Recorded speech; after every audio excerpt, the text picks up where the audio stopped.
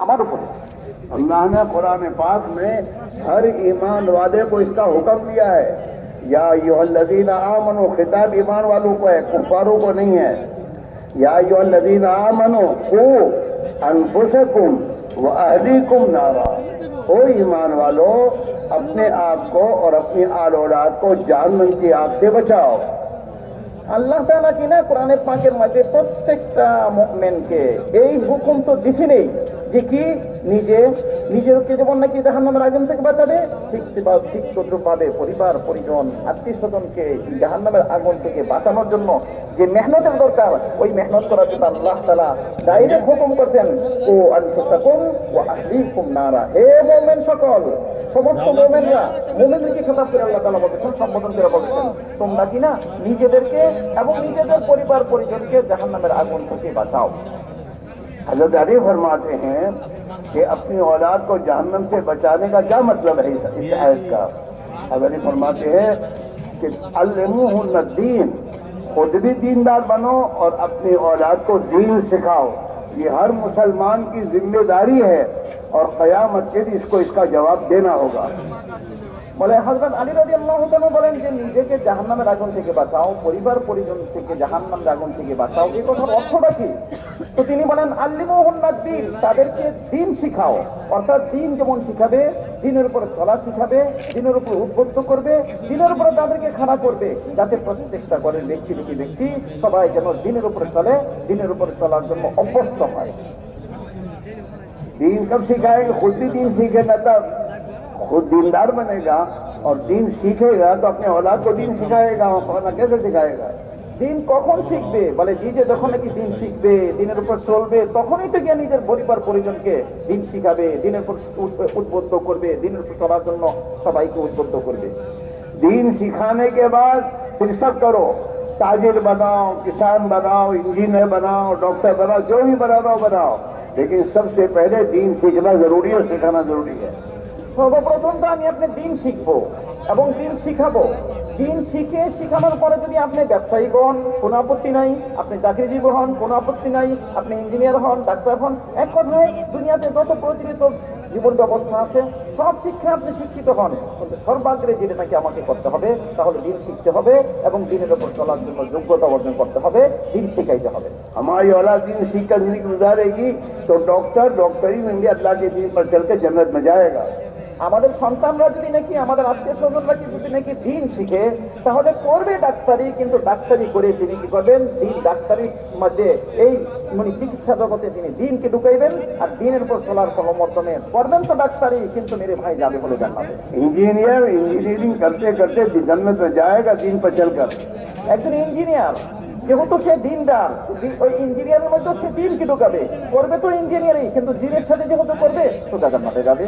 ताजिर व्यापारी अपना तिजारत करते करते जन्नत में जाएगा। একজন ব্যবসায়ী ব্যবসার মাঝে দিন ঢুকাবে তো ব্যবসা করতে করতে জান্নাতে যাবে। मजदूरी करने वाला मजदूरी करते करते जन्नत में जाएगा। একজন মানে কর্মজীবী, কিন্তু এই কর্মজীবী কর্ম করতে করতে যেহেতু সে দিন নিয়ে আসছে জিন্দিগিতে, ওই কর্ম করতে করতে আল্লাহ তাআলা তাকে জান্নাতে ঢুকাবেন। दीन जिंदगी में होना हर हाल में जरूरी है। দিন जिंदगीতে হওয়া প্রত্যেকটা ক্ষেত্রেই প্রয়োজন। दीन होगा तो दीन पर अल्लाह के दुनिया में वादे हैं। अगर तुम्हारी दीनदारी वाली जिंदगी होगी हम तुम्हारी जिंदगी को खुशहाल बना देंगे। যদি দিনের উপরে চলি তাহলে দুনিয়ার মধ্যে আল্লাহ তাআলা আমাদেরকে কি করছেন? খুশখবরি দিচ্ছেন, দিনের উপরে চলবে তো তোমাদের দুনিয়ার জিন্দেগিকে আল্লাহ তাআলা সফল থেকে সফল, উত্তম থেকে উত্তম, ভালো থেকে ভালো করে দিবেন।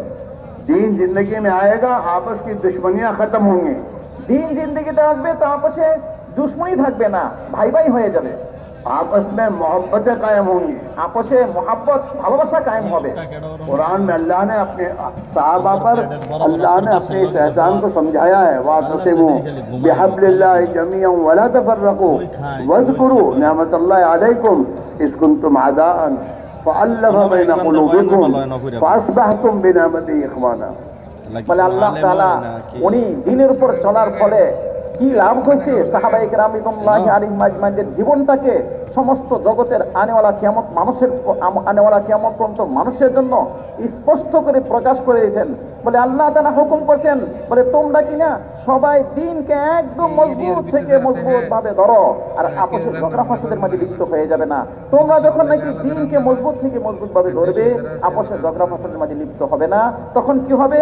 বলে দেখো দেখো আমার সাহাবাদের, রাসূল মুহাম্মদ সাল্লাল্লাহু আলাইহি ওয়াসাল্লাম সাহাবাদের জিন্দেগি, তারা কি করছেন? দিনের উপর আসছে, দিনের দিকে নিজের জিন্দেগির লক্ষ্যবস্তু বানাইছে। তো আল্লাহ তাআলা তাদের জিন্দেগিকে নমুনা বানাইছে কি?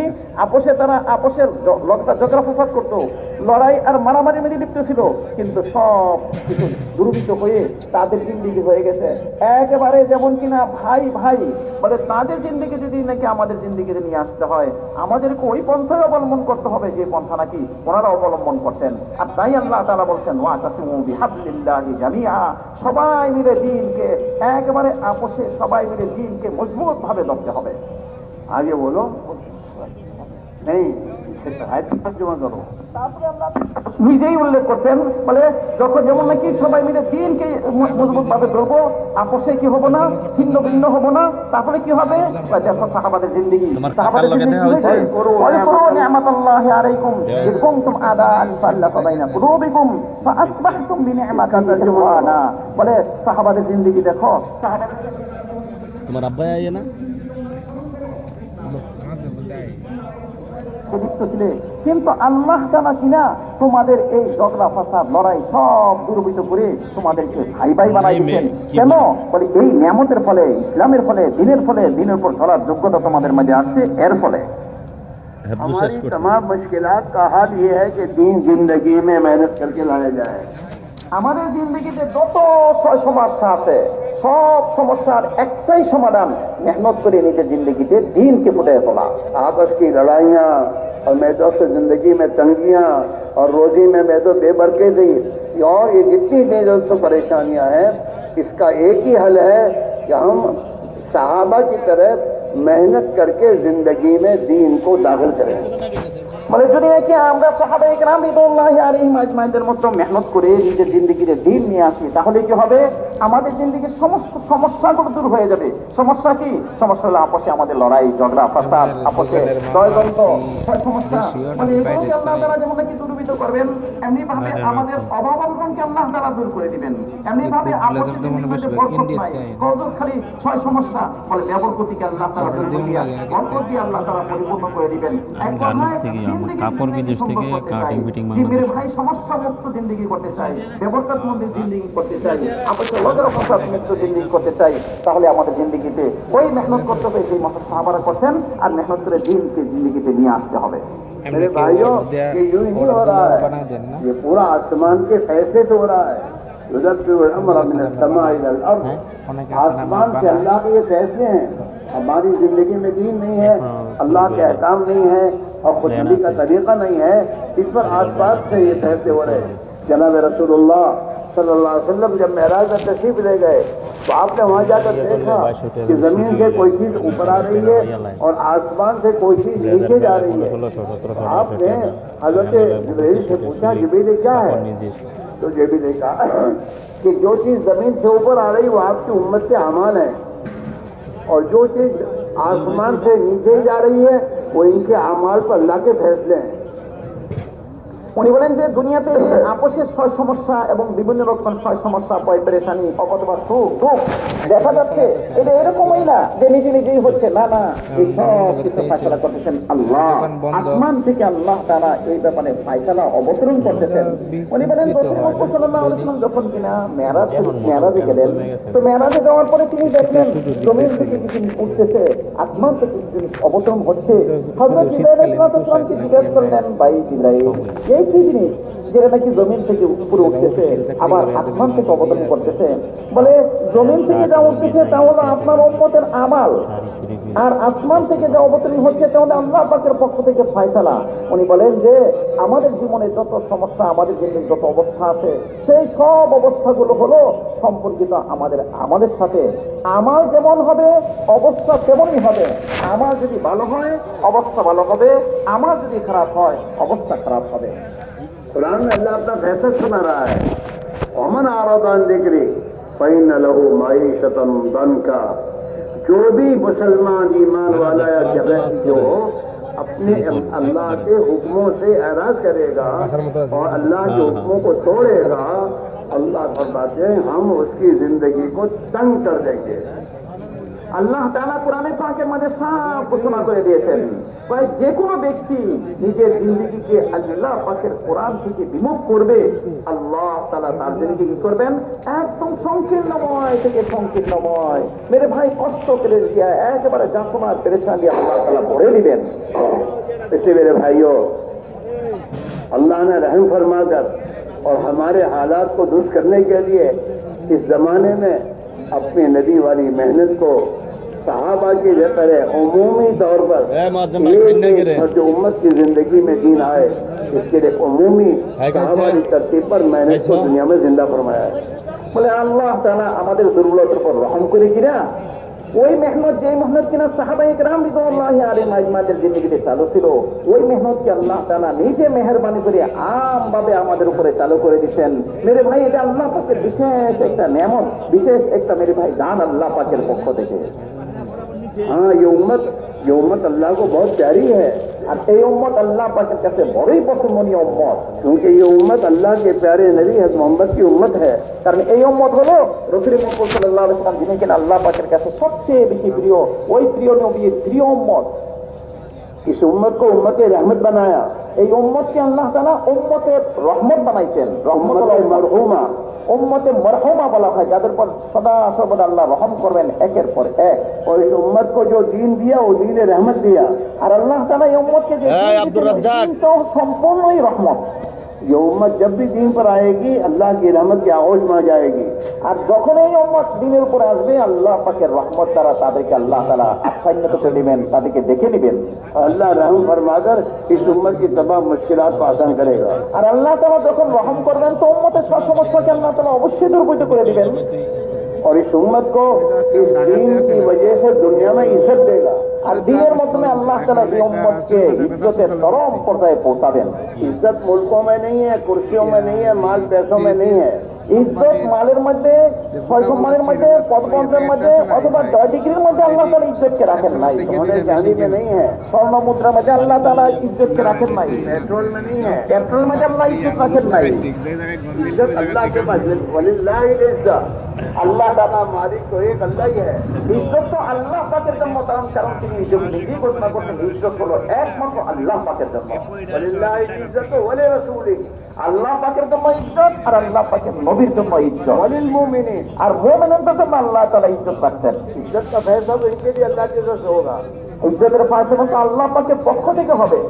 अगर ये नहीं है तो ये उम्मत दुनिया में इज्जत की जिंदगी नहीं गुजार सकती। যদি নাকি আল্লাহ পাকের সাথে সম্পর্ক হলো না, তো ইজ্জতের পাওয়ার হাউসের সাথে সম্পর্ক না হলে এই উম্মত ইজ্জত বলা হইতে পারে না।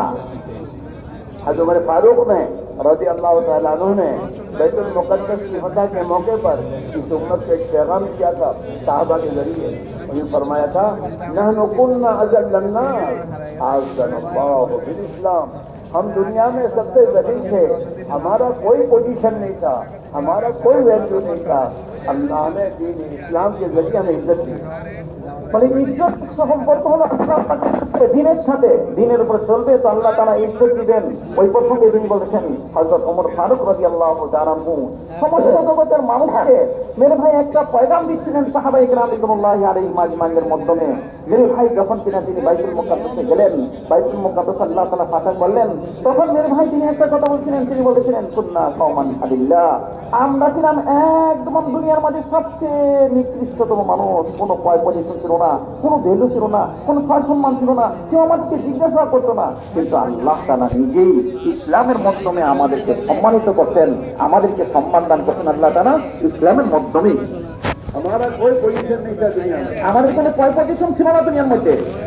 अल्लाह ने इस दीन की इस बुनियाद पर हमें इज्जत दी। আল্লাহ তাআলা এই দিনের ভিত্তিতেই আমাদেরকে ইজ্জত দান করতেন। لو نسبق العزة بغير ما أذن الله أذلنا। যদি নাকি আমরা ইজ্জত চাই, এই জিনিসের আল্লাহ ইজ্জত দিয়েছেন, এই জিনিস বুঝিত অন্য কোনো কিছুর মাধ্যমে আদাল্লাহ আল্লাহ, তাহলে কিন্তু আল্লাহ তাআলা আমাদেরকে বেইজ্জত করে দিবেন। जो फरमाया दीन इस्लाम को छोड़कर ये मुसलमान इज्जत और वास्तव से अगर इज्जत हासिल करना चाहेगा अल्लाह इसे जलील करेगा। তাই দিন ইসলাম ব্যতীত অন্য কোন পন্থায় যদি নাকি এই জাতি ইজ্জত চায় তো আল্লাহ তাআলা তাদেরকে বেইজ্জতের চরম পর্যায়ে পৌঁছায় দিবেন। इसलिए मेरे भाइयों, कुरान के बारे में अल्लाह के नबी ने फरमाया है, हाँ, इन्नल्लाह यरफउ बिहादल किताबि अक़वामन व यदउ बिही आखरीन। কোরআন পাকের সম্পর্কে আল্লাহ তাআলা মেরে ভাই ইরশাদ করেছেন, রাসূল মুহাম্মদ সাল্লাল্লাহু আলাইহি ওয়াসাল্লাম হাদিস শরীফ বলেন, এই কোরআন শরীফের মাধ্যমে আল্লাহ তাআলা ইয়ারফাউ আকওয়ামান, অনেকের ইজ্জতকে চরম পর্যায়ে পৌঁছান। আর যারা কিনা এই কোরআনের অবহেলা করবে, কোরআনের সম্মান করবে না, কোরআনকে ভ্রুক্ষেপ করবে না, কোন অনুযায়ী জীবন যাপন করবে না, আল্লাহ তাআলা তাদেরকে ইজ্জতের মধ্যে ফেলাই দিবেন। जब साहबा ने इस कुरान को अपना इमाम बनाया और कुरान पाक को अपना दस्तूर अमल बनाया और जिंदगी में इसको दाखिल करके दुनिया में गए तो उनको अल्लाह ने इज्जत दी और इनकी इज्जत पाने के बाद दुनिया की तमाम कौमें जलील हो गई। মানে যখন কিনা সাহাবা ইকরাম রিদওয়ানুল্লাহি আলাইহিম আজমাইন কোরআনকে দস্তুরুল আমল বানাইলেন, নিজেদের আমলের মেরে ভাই নমুনা বানাইলেন, তা আমাদেরকে কেমন জীবন করতে হবে কোরআন অনুযায়ী, কোরআনকে সামনে রাখলেন, কোরআন অনুযায়ী নিজের জিন্দেগি গড়লেন, কোরআন অনুযায়ী মেরে ভাই জিন্দেগির প্রত্যেকটা ক্ষেত্রকে সাজাইলেন, তো আল্লাহ তাআলা ওনাদেরকে সম্মানের চরম পর্যায়ে পৌঁছাইলেন। আর দুনিয়াতে যত সম্মানী মানুষ ছিল অন্যান্য পন্থার মাধ্যমে সবাইকে আল্লাহ তাআলা বেইজ্জত করে দিতেন। मेरे भाई मेरे अजीजों, हमारी हर मुश्किल का हल ये है कि हम अपनी जिंदगी में अपनी जिंदगी के हर मामले में मामलात, माशरत, अखलाक, इबादत और अपनी अकाइद और ईमान, इनमें हम हुजूर पाक अलैहिस्सलाम ने जिस तरीके से सहाबा को मेहनत करके इन तमाम चीज़ों में आगे बढ़ाया, हम भी इन तमाम चीज़ों में दीन को दाखिल करके जिंदगी गुजारने वाले बनने की फिक्र करें। মানে সমস্ত সমস্যার সমাধান একটাই, তা হলো কি, মানে দিনকে নিজেদের জিন্দগির প্রত্যেকটা ক্ষেত্রে, দিনের জিন্দগির প্রত্যেকটা ভাই রন্দে রন্দে, নিজের প্রত্যেকটা সাইডে সাইডে, নিজেদের জিন্দগির প্রত্যেকটা ক্ষেত্রে দিনকে নিয়ে আসা।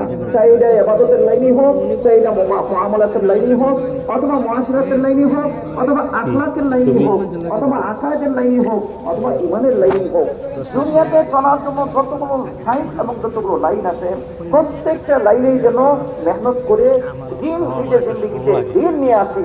যখন নাকি নিজের জিন্দগিতে মেহনত করে দিন নিয়ে আসবো, তো আল্লাহ তাআলা আমাদের জিন্দগির সমস্ত সমস্যাগুলোকে সমাধান করে দিবেন। कुरान पाक में अल्लाह ने वादे फरमाए हैं, वलक़द कतबना फ़ी ज़बूर मिन बादि ज़िक्र अन्नल अर्ज़ यरिथुहा इबादी सालिहून। বলে আল্লাহ তাআলা কোরআনে পাকের মধ্যে ওয়াদা করছেন যে এই জমিনকে আল্লাহ তাআলা কাকে দিবেন, বলে এই জমিনকে আল্লাহ তাআলা দিবেন হলো ওই সমস্ত মানুষ যারা নাকি নেককার, দিনদার, পরহেজগার, তাদেরকে আল্লাহ তাআলা এই জমিনকে আল্লাহ তাআলা অর্পণ করবেন, তাদের হস্তগত আল্লাহ তাআলা করে দিবেন। अल्लाह की इताअत करने वालों को खुदा जमीन का वारिस बनाएगा। যারা আল্লাহ পাককে মেনে চলবে, আল্লাহ তাআলা জমিনের মালিক তাদেরকে অবশ্যই বানাবেন। वादल्लाहु अल्लज़ीना आमनू मिनकुम व अमिलुस सालिहात। कुरान का वादा है, বলে আল্লাহ তাআলা কোরআনে পাকের মধ্যে ওয়াদা করছেন, তোমাদের মাঝে যারা নাকি ঈমান সুন্দর করবে, আমল সুন্দর করবে, তাদের সাথে আল্লাহ তাআলা ওয়াদা করছেন। ईमान मतलूब वो है जो साहबा वाला ईमान है। साहबा वाला ईमान कौन सा है? जो ईमान इंसान को हराम से बचाए और जो ईमान इंसान को अल्लाह के फराइज पे खड़ा कर दे। বলে আল্লাহ পাকের ওয়াদা কিন্তু সাহাবা ওয়ালা ঈমানের সাথে। এখন সাহাবা ওয়ালা ঈমান কোনটা? বলে সাহাবা ওয়ালা ঈমান হলো ওই ঈমান যে ঈমান কিনা আমাকে সমস্ত হারাম কাজ থেকে বিরত রাখে এবং করণীয় যত কাজ আছে সমস্ত কাজের মাঝে আমাকে ধারা হওয়ার জন্য, উঠার জন্য উদ্বুদ্ধ করে। ওই ঈমান হলো আমার আপনার কাছ থেকে চাওয়া হচ্ছে, যেটা বলা হয় ঈমানে মতলুব। সাহাবায়ে কেরাম রিদওয়ানুল্লাহি আলাইহিম আজমাইনের মতো ঈমান। ليستخلفنهم في الأرض كما استخلف الذين من قبلهم وليمكنن لهم دينهم الذي ارتضى لهم وليبدلنهم من بعد خوفهم أمنا। বলে আল্লাহ তাআলা যখন নাকি ওই ঈমানে মতলুব নিয়ে আসবো, সাহাবারা ঈমান নিয়ে আসবো, তখন কি করবে? বলে আল্লাহ তাআলা এই জমিনের মালিক বানাবেন এবং আল্লাহ তাআলা আপোষে ভয়মুক্ত জিন্দেগি দান করবেন এবং আল্লাহ তাআলা এই জমিনের সম্পূর্ণ মালিক দান করবেন এবং আল্লাহ তাআলা তাদেরকে পরিশুদ্ধ থেকে পরিশুদ্ধ, স্বচ্ছ থেকে স্বচ্ছ আল্লাহ তাআলা নিজে পথে থাকবেন তাদেরকে। मेरे भाई मेरे अजीजों, ये एक मेहनत है। इस मेहनत के लिए हमसे कहा जा रहा है मेहनत में हम लगें। जैसे हम अपनी दुनिया के कामों में लगे हुए हैं, मेहनत कर रहे हैं, माल की मेहनत कर रहे हैं, माल मिल रहा है, डिग्रियों की मेहनत कर डिग्रियां आ रही हैं, जमीनों की मेहनत कर रहे हैं, जमीनें मिल रही हैं। दीन की मेहनत करेंगे तो अल्लाह दीन देगा। বলে এই জন্য আমাকে আপনাকে যেটা করতে হবে তা হলো মেহনত করতে হবে, যাতে করে কিনা আমার আপনার জিন্দিগিতে দিন আসে। এমন মেহনত যে মেহনত নাকি দিনকে নিয়ে আসে আমার আপনার জিন্দিগিতে। উনি বলেন যে ভাই, মানুষ যখন নাকি দুনিয়াতে লাগে, যেমন নাকি একজনের জমিনের মাঝে মেহনত করলো তো জমিন থেকে সে উপকৃত হয়, ডিগ্রির জন্য মেহনত করলো ডিগ্রি থেকে উপকৃত হয়, মালের জন্য মেহনত করলো সে মাল পায়। ঠিক তদ্রুপ ভাবে এমন মেহনত করবো যে মেহনতের মাধ্যমে আমাদের জিন্দিগির প্রত্যেকটা ক্ষেত্র থেকে ক্ষেত্র বেঁধে দিন এসে যায়। আর দিন যখন আসবে তখনই আল্লাহ তাআলা যে সমস্ত ওয়াদাগুলো রয়ে গেছে কোরআনের পাকের মধ্যে সব ওয়াদা আমার আপনার উপর বাস্তবায়ন হবে। हुजूर पाक अलैहिस्सलाम ने इस उम्मत को दीन दिया अल्लाह की तरफ से लाकर। इन्न दीन इंदल्लाह इस्लाम, कुरान में अल्लाह कह रहा है कि अल्लाह के यहाँ काबिल कबूल दीन दीन इस्लाम है। तो जैसे अल्लाह के नबी ने अल्लाह की तरफ से दीन इस्लाम इस उम्मत को दिया, ये दीन इस्लाम जिंदगी में आए और दीन इस्लाम दुनिया के इंसानों को मिले, इसके लिए आपने दीन की मेहनत दी। বলে রাসূল মুহাম্মদ সাল্লাল্লাহু আলাইহি ওয়াসাল্লাম উম্মতকে দ্বীন দিয়ে গেছেন, আর আমার আপনার জন্য স্পষ্টভাবে কোরআনের পাকের মধ্যে আল্লাহ তাআলা ঘোষণা না করতে নাযিল করেছেন ইন্না দীনা ইনদাল্লাহিল ইসলাম। বলে আল্লাহ পাকের কাছে মনোনীত দ্বীন হলো ইসলাম। আর ইসলাম যখন আমার আপনার মাঝে জিন্দেগির মাঝে আসবে তো এর জন্য কি চাই? বলে এর জন্য মেহনত চাই। এটাই রাসূল মুহাম্মদ সাল্লাল্লাহু আলাইহি ওয়াসাল্লাম আমাদেরকে দ্বীনও দান করছেন, দ্বীনের মেহনতও দান করছেন। এমন না শুধু দ্বীন দিয়ে গেছেন, তাই না, না, দ্বীনও দিচ্ছেন, দ্বীনের মেহনতও দান করছেন। দ্বীনের মেহনতের মাধ্যমে দিন আসবে, মানুষ দুনিয়া মালের জন্য মেহনত করে মাল পায়, মেরে ভাই পদমর্যাদার জন্য মেহনত পায়, পদমর্যাদা পায়, জমিনের উপরে মেহনত করে জমিন পায়। দিন আমার জন্য মেহনত করবো তো দিন আমার জিন্দেগি এসে যাবে। मेरे दोस्तों, मेरे भाइयों, मुसलमान के ईमानदार ईमानी जिंदगी वाला बनने के लिए मस्जिद है, मस्जिद। বলে মুসলমান যাতে ইমানে স্বচ্ছ পরিপক্ক হয় এই জন্য মেরে ভাই তার কেন্দ্রবিন্দু হলো মসজিদ। जैसे आज के जमाने में एजुकेशन के लिए कॉलेज हैं, यूनिवर्सिटियाँ हैं और दूसरे और आम कामों के लिए उसके मराकज़ हैं, मुसलमान की तरबियत, ईमानी तरबियत के लिए अल्लाह ने मस्जिदों को बनाया और मस्जिदों को हिदायत का मरकज करार दिया। इन्ना अव्वल बैतिन वुदिअ लिन्नासि लल्लज़ी बिबक्कत मुबारकन व हुदल लिलआलमीन।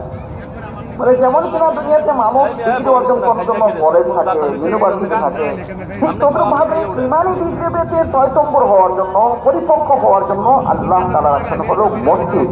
আর মসজিদ হলো মেরে ভাই হেদায়েতের মার্কাজ। মসজিদ হলো হেদায়েতের কি ভাইয়া? মার্কাজ। যখন নাকি মানুষ মসজিদের সাথে সম্পর্কিত হবে তখন কি আছে হেদায়েতের যত আনোয়ারাত, হেদায়েতের যত রাস্তা, হেদায়েতের যত ফসল মেরে ভাই সব কিছু আল্লাহ তাআলা তাকে দান করবেন। কারণ হলো মসজিদ হলো হেদায়েতের জন্য একেবারে হেদায়েত পাওয়ার জন্য সবচেয়ে বড় মধ্যম মানে মুখ্যম জায়গা হলো মসজিদ।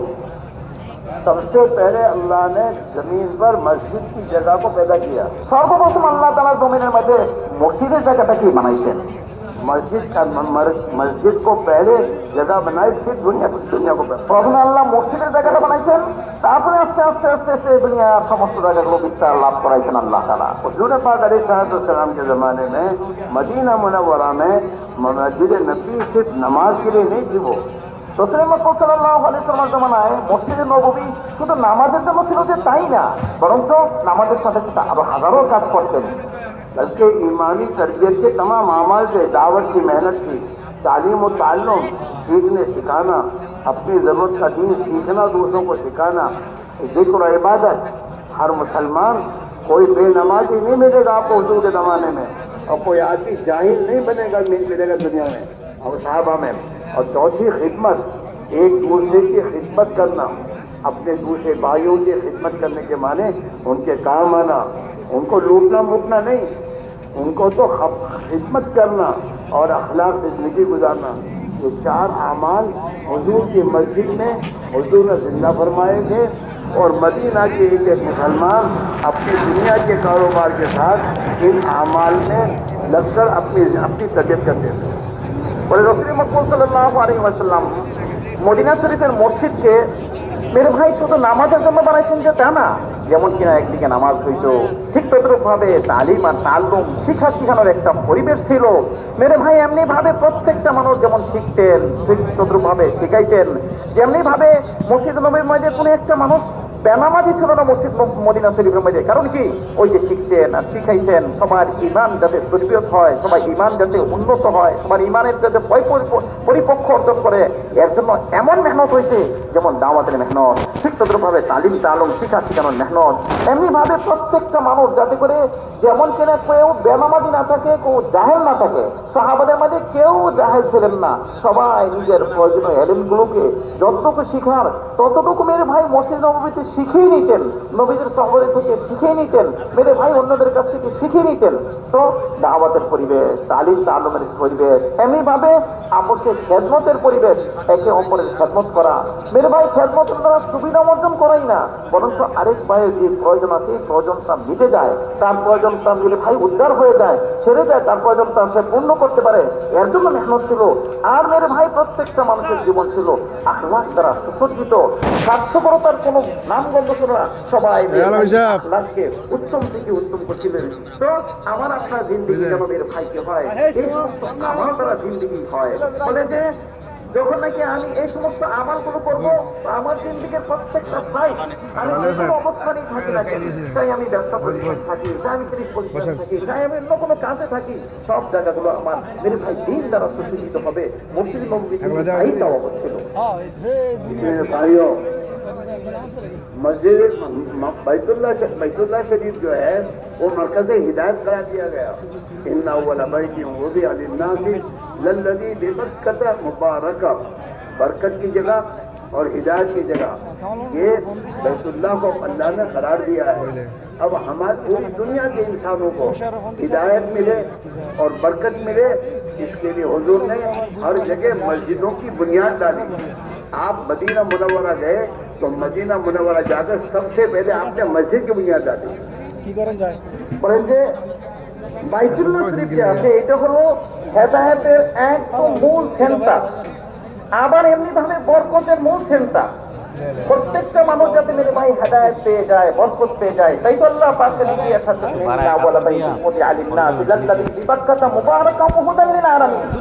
বলে আল্লাহ তাআলা প্রথম ঘর যেটা বানাইছেন বাইতুল্লাহ শরীফ, বলে এই বাইতুল্লাহ শরীফকে আল্লাহ তাআলা বানাইছেন কেন? বলে হেদায়েতের মূল সেন্টার, মূল মার্কাজ, এমনি ভাবে বরকতের মূল মার্কাজ। হেদায়েত এবং বরকত যাতে সবাই পেয়ে যায়, তাই তো রাসূল মুহাম্মদ সাল্লাল্লাহু আলাইহি ওয়াসাল্লাম মদিনা শরীফে গিয়ে প্রথম পর্যায়ে যেটা বানাইছেন তা হলো মসজিদ। মসজিদ থেকে প্রত্যেকটা মানুষের জীবন মেরে ভাই হেদায়েত দ্বারা, বরকত দ্বারা ভরপুর হয়ে গেছে। এখন সবাই যাতে মেরে ভাই দুনিয়ার যে কোনো স্থানেই থাক না কেন, হেদায়েত এবং রহমত দ্বারা, বরকত দ্বারা নিজের জিন্দেগিকে সুসজ্জিত করতে পারে। এই জন্য আল্লাহ তাআলা নিজে মেহেরবানি করেই দুনিয়ার সর্বস্তরে সব জায়গায় মেরে ভাই কি করছেন, মসজিদগুলোকে কায়েম করে দিচ্ছেন। যে কোনো ব্যক্তি মসজিদে যাবে হেদায়েত পেয়ে যাবে, বরকত পেয়ে যাবে। इसी में भाई मेरा अजीजों, हमारी हर मस्जिद में मस्जिद नबी वाले आमाल हमें जिंदा करने होंगे। दावत की मेहनत, तालीम व ताल्लुम, जिक्र इबादत और खिदमत। कोई मुसलमान बेनमाजी नहीं हो सकता, मुसलमान और बेनमाजी कभी नहीं हो सकता। अल्लाह के नबी ने फरमाया कि मुसलमान और गैर मुस्लिम में फर्क करने वाली चीज नमाज है। नमाज का छोड़ना मुसलमान को उसके साथ मिला देगा। नमाज किसी हाल में छूट नहीं सकती, और तालीम और मुसलमान जाहिल नहीं हो सकता दिन से। आज तो मुसलमान जहालत की जिंदगी गुजार रहा है। मुसलमान अल्लाह से जाहिल है। मुसलमान से पूछो अल्लाह कौन, अल्लाह, आगे कुछ नहीं जानता। अगर मुसलमान से पूछ अल्लाह कौन, अल्लाह, और फिर पूछो कलेक्टर कौन, कलेक्टर, तो कलेक्टर को उसकी तमाम ताकत, कुव्वत और पोजीशन के एतबार से जानता है, और अल्लाह को उसकी सात और सिफात के एतबार से नहीं जानता अल्लाह कौन है। और अल्लाह ने कुरान पाक में अपनी पहचान करवाई है। अल्लाह कौन, अल्लाह, अल्लाह कौन है?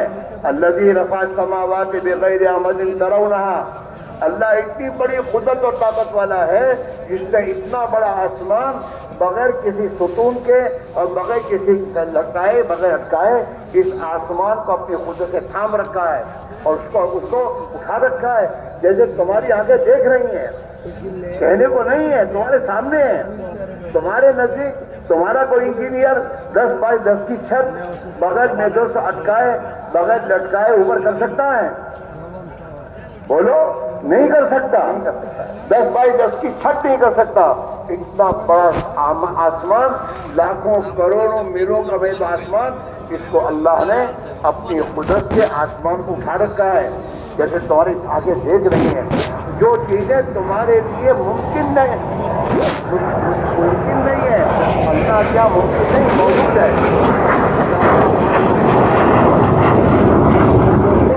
अल्लाह को हम पहचाने, अल्लाह की मारिफत हासिल करने की जरूरत है कि अल्लाह अपनी जात और सिफात में कौन है।